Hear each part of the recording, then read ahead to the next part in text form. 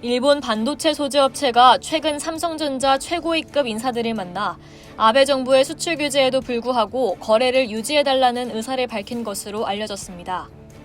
복수의 정재계 소식통에 따르면 일본 반도체 소재 업체 A사는 삼성전자 임원을 만난 자리에서 정부가 한국으로 가는 소재를 까다롭게 규제하고 있지만 우리가 알아서 설득하겠다는 뜻을 전했다고 밝혔습니다.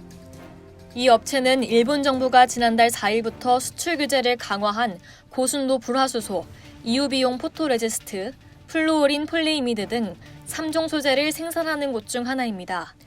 소식통은 여전히 불확실성이 큰 상황이지만 일본 업체들이 공급 의지를 강하게 밝혀 삼성전자에서도 숨통이 튀었다며 삼성이 일본 업체인 JSR의 벨기에 합작법인을 통해 6개월치 이상의 포토레지스트 물량을 확보한 게 이런 만남에서 이뤄진 것으로 안다고 말했습니다.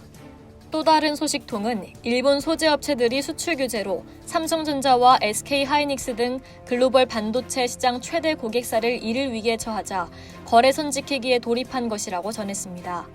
일본의 A사는 삼성전자에 예전처럼 계속 주문을 유지해달라고 당부했다고 합니다. 삼성전자가 일본 외에 미국, 유럽, 중국 등의 업체로 공급선을 갈아탈 수 있다는 관측이 잇따라 제기되자 거듭 거래 유지를 요청한 것으로 보입니다. 업계에선 JSR이 벨기에 합작법인을 통해 일본 도쿄우카 공업이 인천 송도 생산공장을 통해 수출로를 뚫은 것을 감안할 때 같은 EUV용 포토레지스트를 만들지만 해외 법인이 없는 스네츠 화학이 형평성을 내세워 일본 정부를 설득했을 가능성을 높게 보고 있습니다.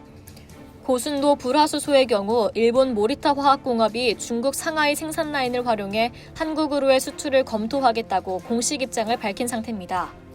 역시 일본 업체인 스텔라 케미파도 싱가포르 생산 물량을 한국에 공급하는 방안을 검토하는 것으로 알려졌습니다. 시장 관계자는 모리타 화학과 스텔라 케미파가 해외 우회로를 통해 삼성전자의 물량을 공급하면 해외 생산 공장이 없는 업체들은 형평성을 이유로 아베 내각 설득에 나설 수 있다며 이렇게 되면 일본 정부의 의도와는 달리 규제 효과가 현저하게 떨어질 수 있다고 말했습니다. 일본 소재업계에선 세계 최고 기술력이 있더라도 삼성전자 같은 대형 거래처를 놓치면 글로벌 경쟁 시장에서 도태될 수밖에 없다는 우려가 큽니다. 이상 여의도투브였습니다.